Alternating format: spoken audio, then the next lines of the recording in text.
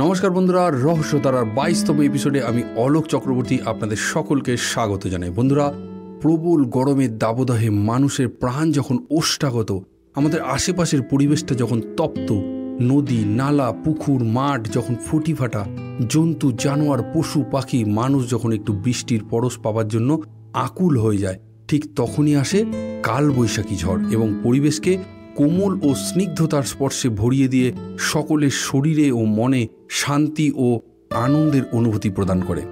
ঠিক তেমনি সোম থেকে শুক্রবার অফিসের কাজকর্মের পর শুক্রবার রবিবার রাতের আমাদের প্রিয় চ্যানেলে রহস্যধারায় প্রকাশিত হওয়া দারুণ দারুণ রোমাঞ্চকর গল্প শোনার পর মন ও শরীর যেন কোমলতার স্পর্শে ভরে ওঠে। এক অদ্ভুত অনুভূতি, যে বা যারা শোনে একমাত্র তারাই বোঝে এই অনুভূতি। তো বন্ধুরা, এটা আমার কথা নয়, রহস্যধারার এক নিয়মিত শ্রোতাবন্ধু আমাদেরকে লিখে পাঠিয়েছেন। তাকে অসংখ্য ধন্যবাদ এত সুন্দর একটা কমপ্লিমেন্ট দেওয়ার জন্য। শুনতে থাকুন রহস্যধারা এবং এগিয়ে যাব আজকের এপিসোডের দিকে।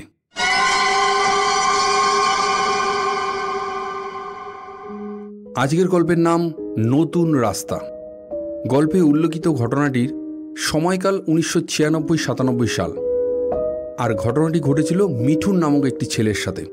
ঘটনার স্থান সোদপুর মধ্যমগ্রাম রোড, যেটাকে অনেকে স্টেশন রোড সোদপুর বলে। এই রাস্তাটি মধ্যমগ্রাম থেকে সোদপুর যাওয়ার পথে প্রথমে বোটঘর স্টপেজ, তারপর তালবান্দা মোড়াগাছা এবং তারপরেই আসে মহিষপোতা লিংক রোড নতুন রাস্তা, যেখানে আজও রাস্তায় বোর্ড লাগানো আছে। এই ঘটনাটি ঘটেছিল ঠিক নতুন রাস্তার উপরই। চলুন তাহলে ঘটনাটি শুনে নেওয়া যাক।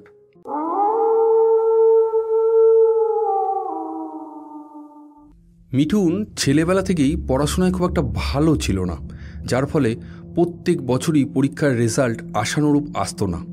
আর অপরদিকে খেলাধুলা শারীরিক কসরত পাড়ার মধ্যে মিঠুনের জুড়ি মেলা ভার। ক্রিকেট ফুটবল র্যাকেট ভলিবল, তাকে টিমে রাখা নিয়ে পাড়ার ছেলেদের মধ্যে কাড়াকাড়ি পড়ে যেত। এই খেলাধুলার দিকে বেশি মন থাকার জন্য কিছুতেই লেখাপড়াটা আর হয়ে উঠছিল না। এই করে ক্লাস 5-এ এক বছর ফেল করে গেল। সঙ্গে সঙ্গে স্কুল থেকে গার্জিয়ান কল করলো, আর মিঠুনের মা ও বাবার মধ্যে ঠেলাঠেলি বেঁধে গেল। ওর মা বলে উঠলেন, বলি কি, বাদ দাও তো, ওর আর এইসব পড়াশোনা টড়াশোনা হবে না। ওকে এক কাজ করো, কোনো দোকান বা গোডাউনে লেবারের কাজে লাগিয়ে দাও। প্রত্যেকটা বছর এতগুলো করে টাকা পয়সা খরচা করাচ্ছে, আর দেখো পরীক্ষার রেজাল্টের সময় বছরের শেষে এসে এই অবস্থা। তাহলে ভাবো, তার ওপর এই খরচা টর্চা সামাল দিয়ে ওর পেছনে আমার লেগে থাকতে হবে। কিরে পড়তে বস, কিরে পড়তে বস, সারা বছর ধরে পেছনে লেগে থাকতে হয়। কোচিংয়ে যা, এটা ওটা সমস্ত কিছু, বাকি কিচ্ছু বলতে হয় না, শুধু পড়াশোনার সময়টা ওকে আমাকে বলে দিতে হবে, এটা কর ওটা কর সেটা কর। আমি আর পারছি না বাপু, এত পেছনে পড়ে থাকা আমার দ্বারা সম্ভব হচ্ছে না। তার থেকে ওর পড়াশোনার সমস্ত পাঠ চুকিয়ে ফেলো। এবার মিঠুনের বাবা বলে উঠল, দেখো, সারা বছর তো তুমি ওদের লেখাপড়াটা দেখো, কোথায় কোন সাবজেক্টে কখন কি মাস্টার লাগবে, কি খাতা লাগবে, কি সহায়িকা কিনতে হবে। এখন স্যারের কাছে আমি একা গেলে কি করে হয় বলো দেখি। এক কাজ করো, চলো আমরা দুজনেই যাই, এই বছরটা ক্লাস 6-এ তুলে দিতে বলি। চলো চলো রেডি হও, দুজনেই যাই, না হলে ছেলেটার একটা বছর নষ্ট হয়ে যাবে। এবার আর মিঠুনের মা না করতে পারলেন না, কারণ সত্যি ছেলের একটা বছর নষ্ট হয়ে যাবে। তার যে আগে থেকেই প্ল্যান করা রয়েছে 15তে মাধ্যমিক এবং 17তে উচ্চ মাধ্যমিক। অবশেষে স্কুলে যাওয়া হলো এবং হেডমাস্টারের সাথে কথা বলে মিঠুনকে নতুন ক্লাসে উত্তীর্ণও করা হলো। এবং একদিকে স্কুলের মাস্টার, অন্যদিকে বাড়ির প্রাইভেট টিচাররা সবাই মিলে মিঠুনের ওপর বেশ খানিকটা চাপ সৃষ্টি করলো ভালো করে পড়াশোনা করার জন্য। এবং তার সঙ্গে সঙ্গে বাড়িতে মা বাবার একটা প্রেশার তো আছেই। সব মিলে মোটামুটি 2 বছর উতরে গেল মিঠুন, অর্থাৎ ক্লাস 6 এবং ক্লাস 7 পাশ করে ক্লাস 8-এ উঠে গেল। কিন্তু একদিকে ক্লাস 8-এর পড়াশোনার চাপ, আবার অন্যদিকে 31 ডিসেম্বরের সেই special married unmarried football match, junior সিনিয়রের প্রবল মান সম্মানের ম্যাচ, আর সেই 1 জানুয়ারির রাতে প্রবল উত্তেজনা নিয়ে ভলিবল টুর্নামেন্ট রাত 2টোয় ফাইনাল জিতে টিম মেম্বারদের কাঁধের ওপর জোর করে তুলে নেওয়া, আর তারপর কখনো বৌদির হাত ধরে, কখনো মায়ের হাত ধরে খেলা দেখতে আসা, কখনো পিঙ্কি, ঝুমা, স্বপ্না, রিয়াদের অতি উৎসাহিত হয়ে বারবার হাত মেলাতে আসা, সেদে সেদে কথা বলা, এত সব টাটকা তাজা আনন্দের মাঝে সেই একঘেয়েমি লেখাপড়াটা মিঠুনের কাছে কেমন যেন মেরে লাগছিল। আর ক্লাস 8-এর পাটিগণিত বীজগণিত কোনো মতেই তার মাথায় ঢুকছিল না। অবশেষে যা হওয়ার তাই হলো। এবছর ক্লাস 8-এও ভীষণ বাজে রেজাল্ট করে মিঠুন, এবং এতটা খারাপ রেজাল্টের জন্য স্কুল কর্তৃপক্ষ আবারও গার্জিয়ান কল করে এবং স্কুল থেকে টিসি দিয়ে দেয়। মা তো প্রচণ্ড কান্নাকাটি করতে থাকে এবং একটা সময় রেগে গিয়ে বাবাকে বলেও দেয়, দেখো তো, সারা বছর এই গাধাটাকে পিটিয়ে ঘোড়া বানাতে গিয়ে আমি নিজেই গাধা হয়ে যাচ্ছি। এত করে বলছি যে একটু পড়াশোনাটা মন দিয়ে কর, সারাটা দিন ধরে খেলাধুলা, খেলার সময় তো খেলিস, তো পড়ার সময় তো পড়। ফার্স্ট সেকেন্ড থার্ড কোনোদিনই তুই হবি না, আর আমি আশাও করি না, কিন্তু কমসে কম 5 মার্কটা তো তুলবি। জানি না বাবা, পড়াশোনা একসময় আমরাও করেছিলাম, এই রকমটা কোনোদিনও হয়নি। খুব একটা ভালো মাথা ছিল সেটাও না, কিন্তু ফেলও বাপু কোনোদিনও করিনি। আমি ওই স্কুলে গিয়ে হেডমাস্টারের মুখ খেদানি আর শুনতে পারবো না। তুমি যাও তো, আমি যাব না। এবার মিঠুনের বাবা বলে ওঠেন, শোনো, একটা কথা বলি, এই সিদ্ধান্তটা এত চটজলদি নেওয়ার নয়, ছেলেটার কেরিয়ারের ব্যাপার, একটু ঠান্ডা মাথায় ভাবতে দাও দেখি। এর কিছুক্ষণ পর মিঠুনের বাবার মুখটা হঠাৎ করেই যেন উজ্জ্বল হয়ে উঠল, যেন মুখটা দেখে মনে হচ্ছে এক ঝটকায় যেন সব প্রবলেম সলভ করে ফেললেন। এবার মিঠুনের বাবা বলে উঠলেন, এই জানো তো, বেলঘড়িয়াতে আমার চেনা জানা একটা স্কুল আছে, বাসুদেবপুর পল্লী হিতসাদিনী হাই স্কুল। ওখানকার অ্যাসিস্ট্যান্ট হেডমাস্টার তুষারকান্তি ভট্টাচার্য আমার বিশেষ পরিচিত। চলো না একবার ওনার কাছে গিয়ে কথা বলে দেখি, যদি ছেলেটার একটা ব্যবস্থা হয়ে যায়। যেই কথা সেই কাজ। বাবা ও মা মিঠুনকে নিয়ে সোজা চলে গেলেন তুষার স্যারের কাছে এবং সেখানে কথাবার্তা বলে চলে গেলেন স্কুলে হেড স্যারের সঙ্গে কথা বলতে। সত্যি মিঠুনের ভর্তির একটা ব্যবস্থাও হয়ে গেল এবং একটা বছর নষ্টও হলো না। ও ভর্তি হলো ক্লাস 9-এ। কিন্তু এবার সমস্যা হলো মিঠুনের যাতায়াত নিয়ে। সোদপুর মহেশপোতা থেকে বেলঘড়িয়া 2 নম্বর রেলগেট প্রায় অনেকটা রাস্তা।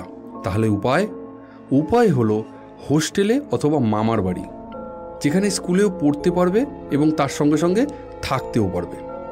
অবশেষে 34 নম্বর দৈপায়নপল্লী মিঠুনের মামার বাড়িতে থাকার ব্যবস্থা হলো এবং শুরু হলো মিঠুনের এক নতুন জীবন।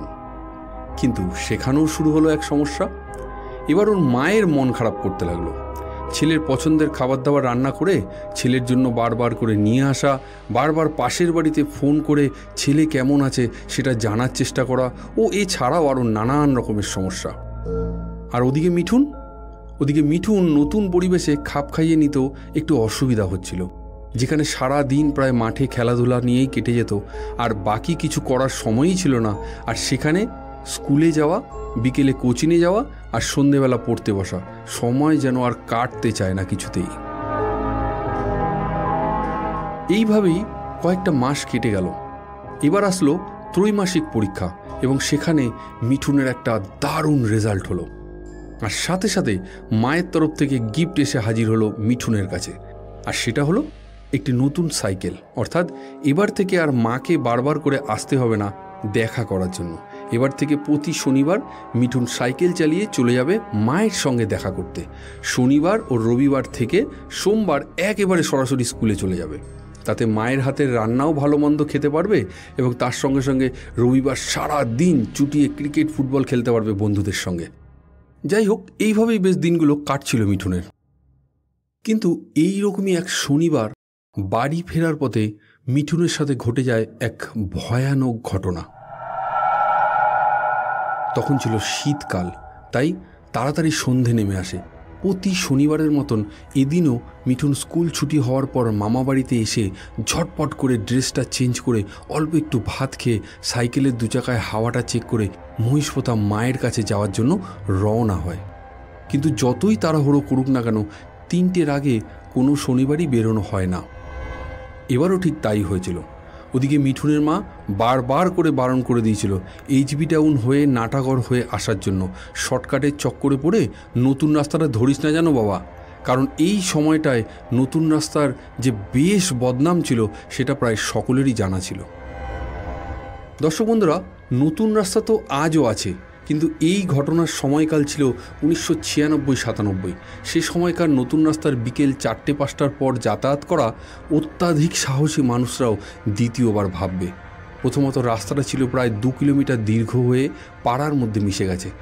রাস্তাটিতে একটাও স্ট্রিট লাইট ছিল না, যদিও বা লাগানো হতো সমাজ বিরোধীদের দৌরাত্ম্য প্রথম রাত থেকেই সেগুলো গায়েব হয়ে যেত। রাস্তার 2 সাইডে ছিল শুধু অবাধ্য জমির ভিড়, যত দূর দেখা যেত শুধু জলা জমি আর হোগলা বন।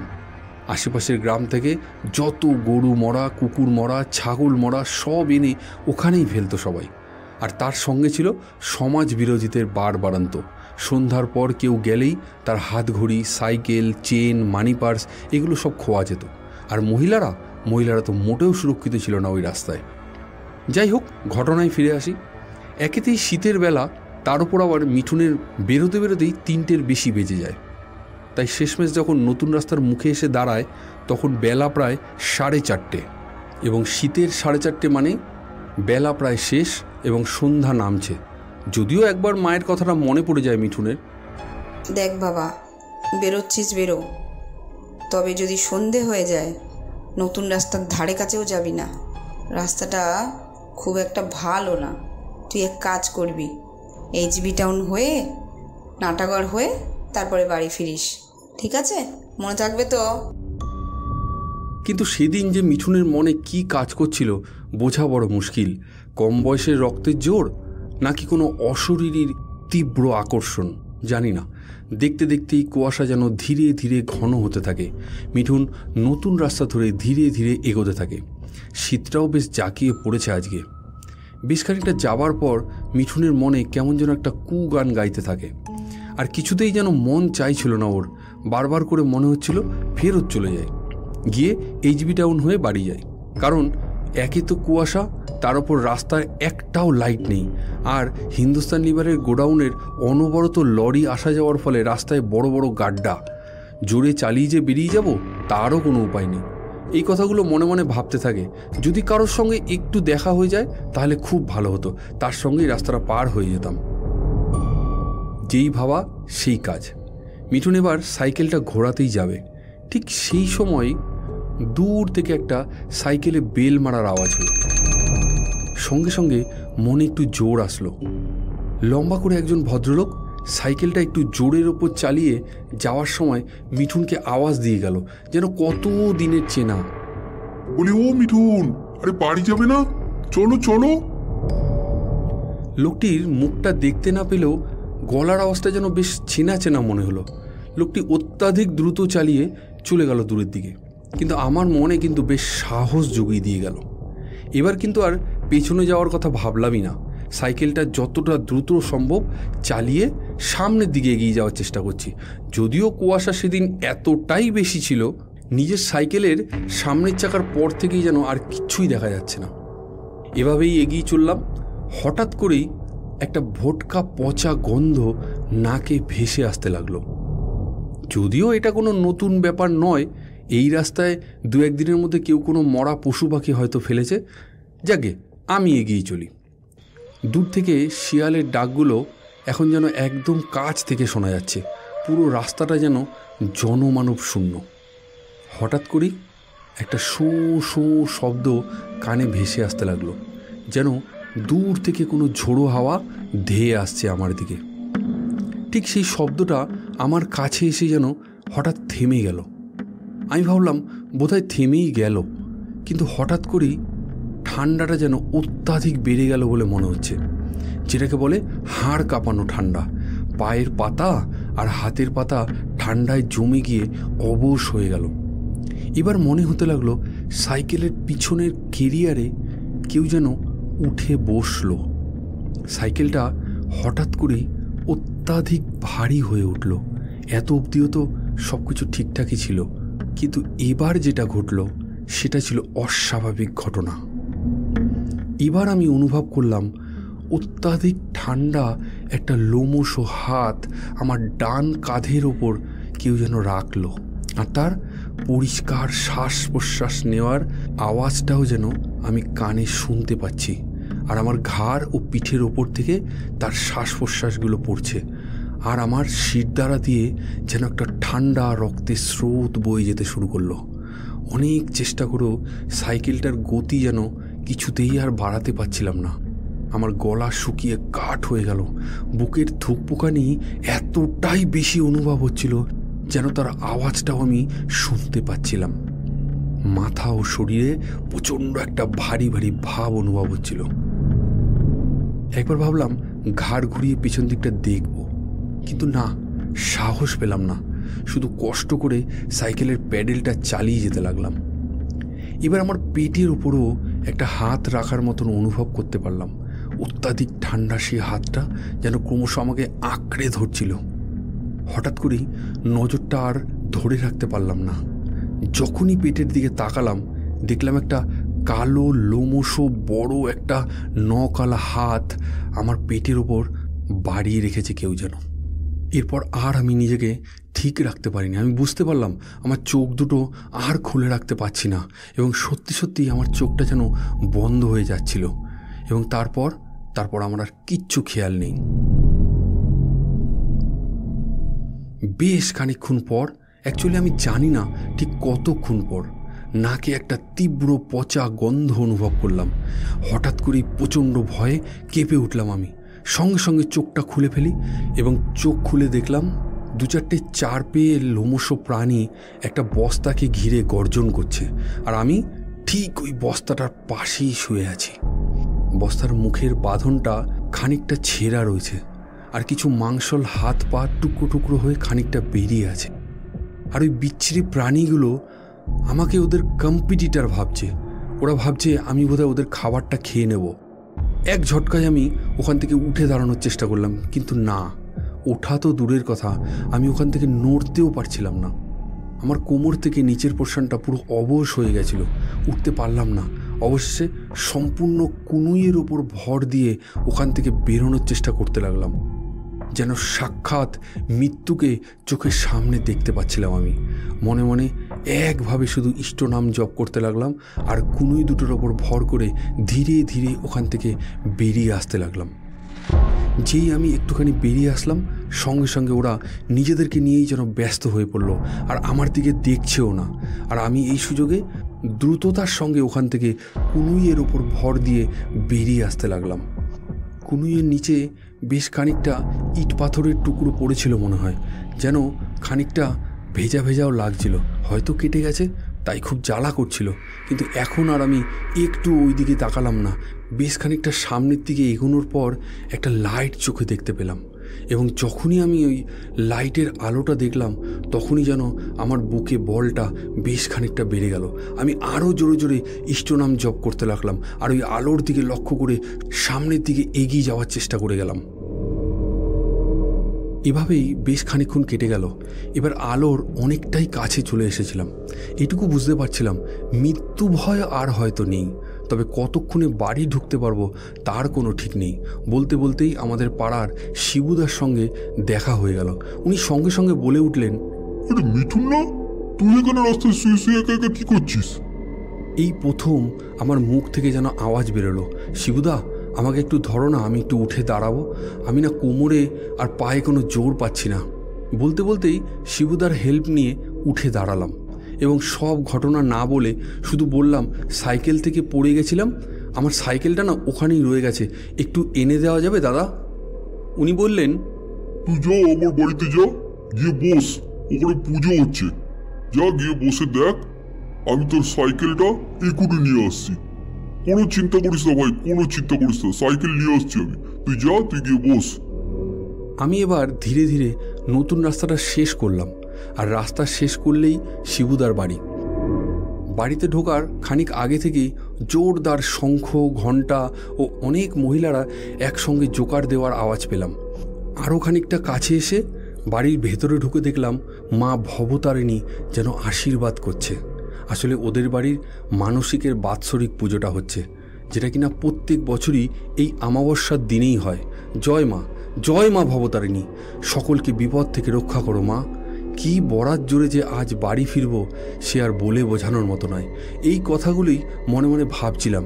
এর মধ্যেই শিবুদা ও পাড়ার আরও 2-3 জন মিলে আমার সাইকেলটাকে নিয়ে এসে শিবুদা বলে ওঠে, মিঠুন, সত্যি কথা বলতো ভাই, তোর সাথে কি হয়েছিল? এখন বাজে রাত 12টা, তোর সাইকেলটা রাস্তার পাশে পচা ডোবার জলে একদম যেন মনে হচ্ছে কেউ যেন চেপে ডুবিয়ে রেখেছে। সত্যি কথা বলতো, তোর কি হয়েছে অ্যাকচুয়াল? আমি তখন বাধ্য হয়ে শিবুদাকে পুরো ঘটনাটা বললাম। শিবুদা মাথায় হাত দিয়ে বলল, এই অমাবস্যার দিন সন্ধ্যেবেলা এইভাবে একা একা, তা আবার নতুন রাস্তা দিয়ে? ভাই, কনফিডেন্সটা ভালো, বাট এটা কিন্তু ওভার কনফিডেন্স হয়ে গেছে। তোর কিন্তু জীবন সংশয় হয়ে যেতে পারতো ভাই। আচ্ছা, আরেকটা কথা বল, তুই কখন এখানে এসেছিলি বল দেখি ভাই? এখন তো বাজে রাত 12টা। আমি বললাম ওই 4:30-5টা হবে। শিবুদা আবার একটা বিস্ময়কর রিয়াকশান দিয়ে বলল, বিকেল 5টা থেকে এখন রাত 12টা, এতক্ষণ কোথায় ছিলি ভাই তুই? আমি বললাম জানি না। এরপর শিবুদা বাড়িতে দিয়ে আসলো এবং বাড়িতে গিয়েই দুধ গরম করে তাতে হলুদ দিয়ে মা খেতে দিলেন। তারপর আরও অনেক ওঝা বৈদ্যি দেখানো হলো, কিন্তু জ্বর যেন কিছুতেই নামছিল না। 3-4 দিন পর আস্তে আস্তে করে শরীরটা ঠিক হতে লাগলো। তারপর থেকে আর কোনো দিন সন্ধ্যের পর নতুন রাস্তা দিয়ে আর যাওয়ার সাহস দেখায়নি।